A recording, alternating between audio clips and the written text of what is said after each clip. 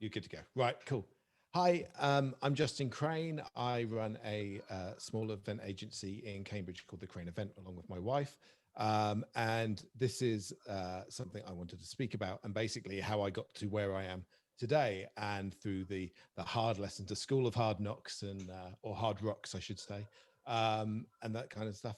As we built our thing, I didn't take the traditional route. I didn't get a proper, university education or anything like that. So this is just some lessons I learned on the road, as they say.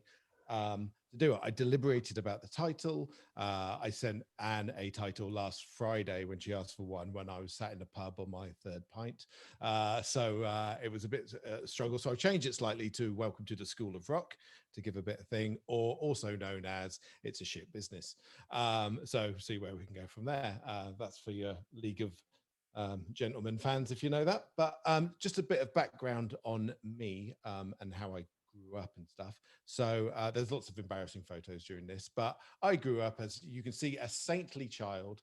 Um, I was the youngest of three. My brother and sister were born 5 and 4 years ahead of me, so they were very close in age, and I was the outcast in the back. I was always told by my loving parents that I was the mistake in the family, but that's all cool. That's how we do.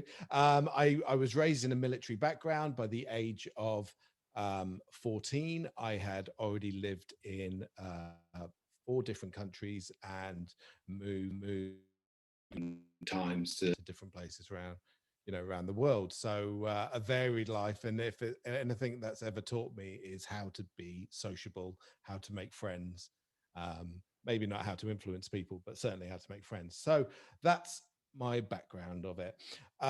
From a music perspective, no one in my family, small or further afield, has any really interest in music. I was raised on a diet of Barry Manilow and Neil Diamond by my parents. Some call it child cruelty, others just, what it is. So there was no real fix on thing. We liked music, but it wasn't anything. I tried different musical instruments. I tried violin.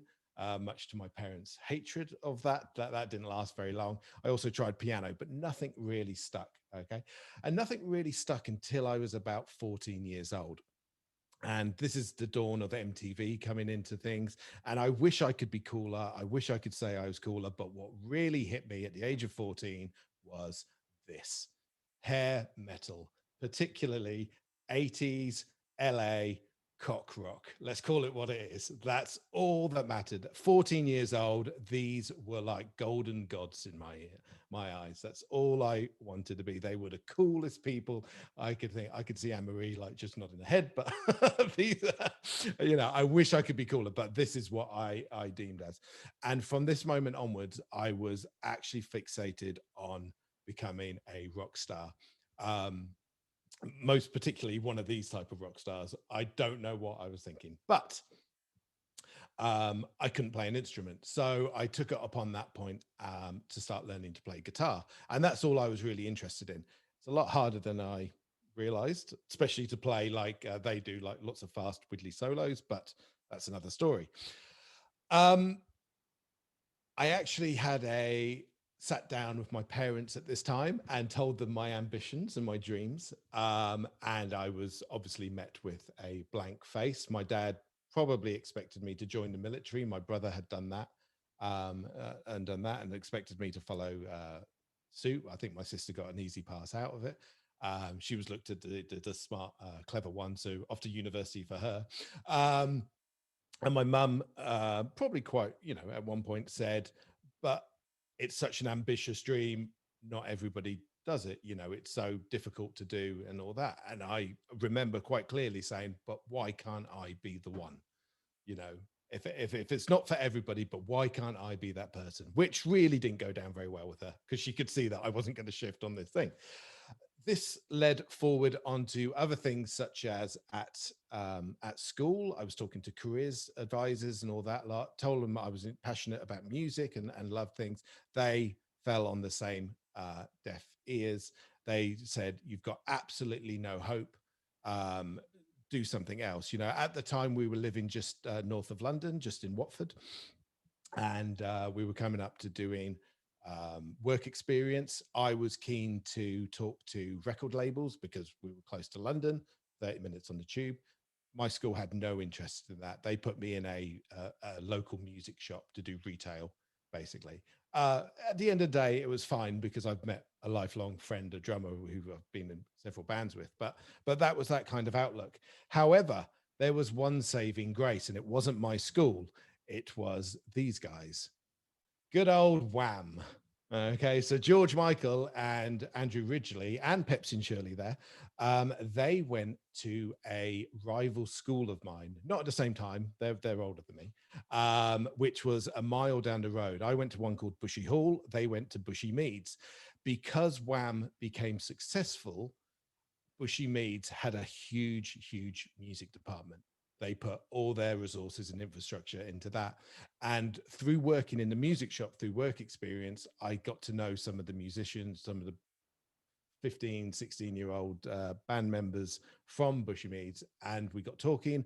I ended up joining one of their bands, and by default I used to be able to go to Bushy Meads music department to do all that. I should say at the time I was taking music GCSE, and again they weren't interested in anything I wanted to do, any pop or rock or anything like that. They were just fixated on classical. I could learn to play piano, I could learn to sing. Wasn't really what I wanted to do. When I left 6 months into that, they actually told me I don't have a future in music. I was wasting everyone's time. So pushing me, rival schools. Yeah, good for them. Good for them. So I think the main point of this and the first lesson of this is, despite everyone being adverse to what I wanted to do, I was determined to go through it. So a lesson learned that I take forward within business is basically be passionate. Whatever you want to do in business, be passionate. Make sure that you're passionate about it. You're not boring yourself. You're not boring anyone else, because if you don't, um, love what you do, why should anybody else go for that? Okay, cool. So moving on, round about the age of 16, 17, I moved to Cambridge. My dad left the military by then, and they bought a house up in Cambridgeshire, and that's what brought me here. I think my grandparents lived in Suffolk, so my mum wanted to be close. Um, and through that, I met some new musicians, and we joined my first proper band. Here we are, all at the age of 17. It's really important to look moody in photographs, especially when you're that age. Um, so we did that, and we plundered along. We were doing okay. We plundered along for about 2, 3 years, just playing music. It was very guitar based, song based music. We did all right. We did all right, but you know, it wasn't the best it could be. We'd pull like 10 to 20 fans at a show every time we did that, but it could always be better. And there was things happening in the UK at the time. This is back in the early 90s or mid 90s, and there was a lot of bands coming through. You've got Brit rock coming through, and some of those bands, like bands like Placebo, etc., they had a touch of androgyny about them, and there was definitely a style about that. And mix that with my love of cock rock back in the a few years ago, we sort of mixed that over, and with a quick makeup session, we changed to this. Okay, and there, it was all fun, it was all part of it, it was all done what to do. But what this caused to happen was, we went from pulling like 20 to 30 people at a gig each time to instantly, pretty much overnight, we were pulling 200 to 300 people. People were taking notice of what we did, what we were doing. Our songs hadn't changed. We still played the same songs. We still wrote the same style. We just changed our image. Okay. And I guess from here, the ultimate lesson is basically learn to market yourself. That's what you need, be aware of what you're doing, seeing if you need to just take any twists or anything like that. We were still true to ourselves. We still played the music we wanted, but we just had a slightly different image. And we did very well out of that. Something at that, sorry, I'm just looking at my notes.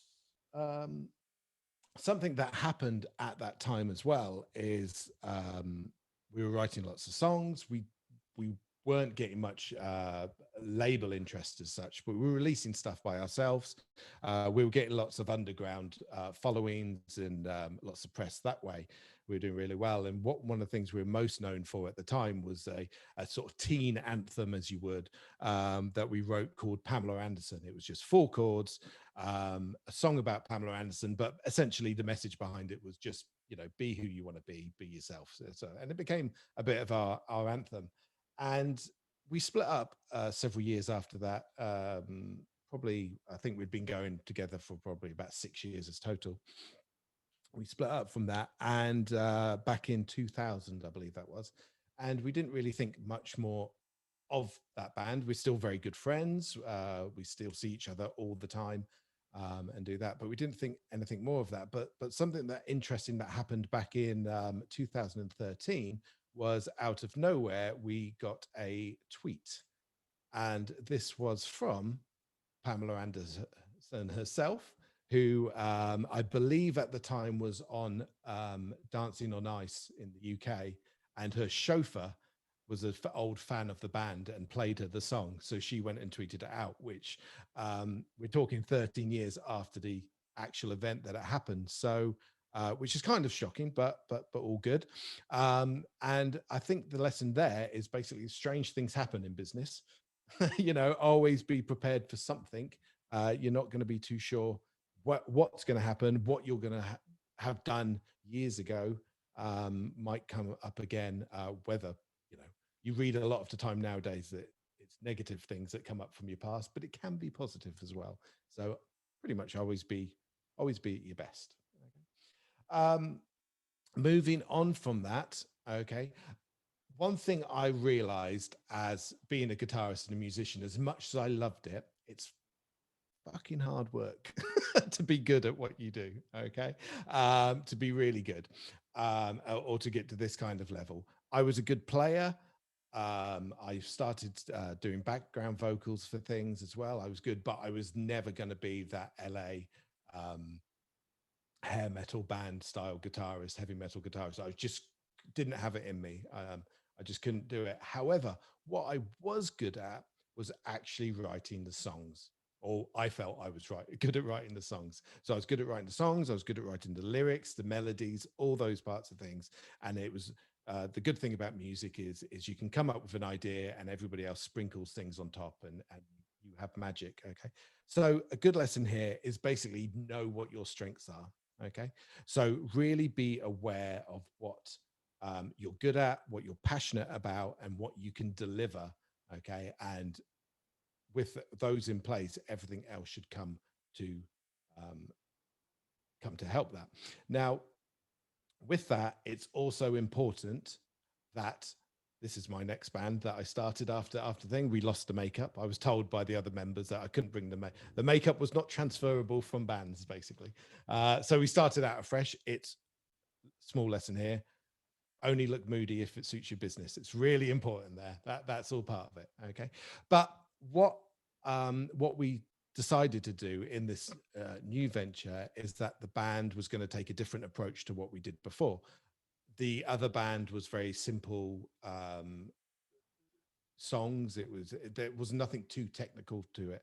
This band was going to be a bit more difficult to play the songs. It was going to be a bit more technical to the side of it. It was kind of what was in at the time, so we were fitting within that mold. But personally, with my talent or my levels of talent, I probably couldn't been able to deliver that by myself. So for me, it was important to surround myself with talented people. Okay. And that was through everything. That was in the band, that was outside the band, that was everywhere. That was just making sure that everybody that I knew, I could either look up to as a peer, a mentor, or and learn something from. Okay. And it's really is that thing. It goes back to that thing. You come up with a small idea within a band, and everybody else brings in their own input and their own flavor and their own talent, and you make something wonderful together. Okay. I mean, the good thing is about knowing your strengths and surrounding yourself in talent and all those kind of things. Basically, if you know what you're good at and what you're strong at, if you're having an off day, you're 70%, say 70%, will be better than most people's 100% at doing what you do best. Okay, so always be aware of that. You may be having an off day, but remember, you do what you do best. So just, be aware that you're still probably a little bit better than other people. Okay, apart from drawing, Anne Marie, I'm looking at you. I couldn't, your 20% will be better than my 100% on that. So it's really important to surround yourself in talent. With the band before I was in, we were called the Safs. Before that, I was the guitarist. We had a singer who was the front man of the band. I was the guitarist at the side. And within this new band, I took the front man piece of it. I started to sing, I think is the word, shout somewhere in tune is probably another way of describing it. And a lot of people don't maybe realize this, but when you're in a band, you've got four, five, three different personalities. Okay, and you've got to obviously maintain those personalities together to make sure that they work well and everything's gelling all right. It won't always work. When you come to doing gigs, you've got the logistics behind things. You've got to work out how you're going to get there. Are you going to get paid? If you get paid, is it going to cover how much it's going to cost you to get there?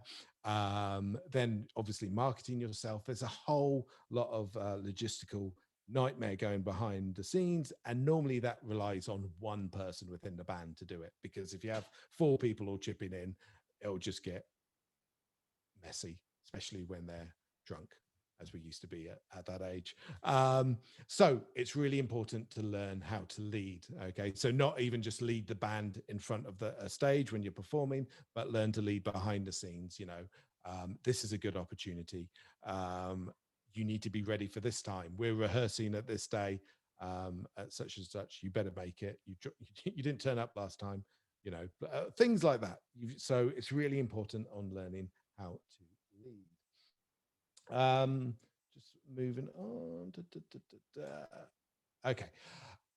Moving on from that, the story of our band, when we first started, we decided that if we were to actually go ahead and do something, we need to move fast. So what we did is we booked a gig before we'd even written a song together.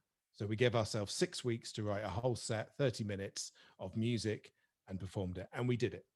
2 weeks after that, we'd booked ourselves into a recording studio, and we recorded our first demo. We sent that demo off to magazines all around the place, and about a month and a half later from that, we got a phone call out of the blue. And this was a phone call from, I'm going to name drop here, but Jimmy Page's daughter, Scarlett, who writes for, she's a photographer for Kerrang magazine, which is the #1 rock magazine in the UK. And she phoned up out the blue to ask us for a band photograph. We didn't even have that at the time. We had nothing. And I said, "What's it for?" And she said, we've just made you single of the week in Kerrang, basically, from our demo that we had sent in. So literally from not having any songs to 2 months later, we were single of the week in Kerrang, which was huge for us. The only way I could react at that time is to laugh down the phone at them, which didn't impress her in any way. She was very much like, "Oh, you're not taking this seriously," and I was like, "Oh no, I just can't believe this little thing." And that is the thing. At that point, we were very skeptical and nervous about what we're doing because it's brand new. But I think if you have to go into things and believe in what you're doing, believe in yourself, then you're gonna push forward as you go along. Um, Over the upcoming months from that Kerrang thing, we started getting inundated. It came out of nowhere, and we were totally unprepared for it. Lots of phone calls, lots of meetings with different record labels, all that kind of thing was going on. And as I said, we weren't prepared. We didn't have a manager. We had nothing. We had people wanting to do free videos for us. We wanted producers wanted to work with us on a deal that we would give them a percentage of the song royalties or the rights to the song so they could sell it to other things. And all these things at the time, I feel ashamed to say, but we turned down pretty much all of them because we were naive. We thought there was something better out there. We didn't seize the opportunities that were in front of us. You know, we could have made calculated risks on them, but we were, as I said, mainly naive. So it's really a case of, if anything comes forward, really look into it as we go along. Um, where am I now? Sorry. Second part of seizing opportunities is be aware of what's going on. What eventually happened to the band, we ended up going on tours all around Europe. We had amazing fun. We had good times. We eventually signed to a record label. And what might not be known to a lot of people is that when you sign to record labels, a lot of the time, all they're doing is taking you off the market so nobody else can have you. So we got signed by a record label. We were all thrilled. Oh, you know, we're going to be at the big time. We're going to Wembley Stadium next and all that. But all they did was basically sit on us, and we couldn't do anything. We couldn't release anything. We couldn't. We did a few tours, but nothing substantial. And it got to a point eventually where the whole band just got tired and bored, and we can't do anything, and we just naturally split up. It was sad times, but so seize opportunities, but just be aware of what's going out there and all that. And I think you know, and from that, there was a couple of other bands that went on amongst that time, but ultimately, um, I was getting to the age at that time where it's probably I should start settling down and working out what to do with my life. Finally, my parents said he's doing something.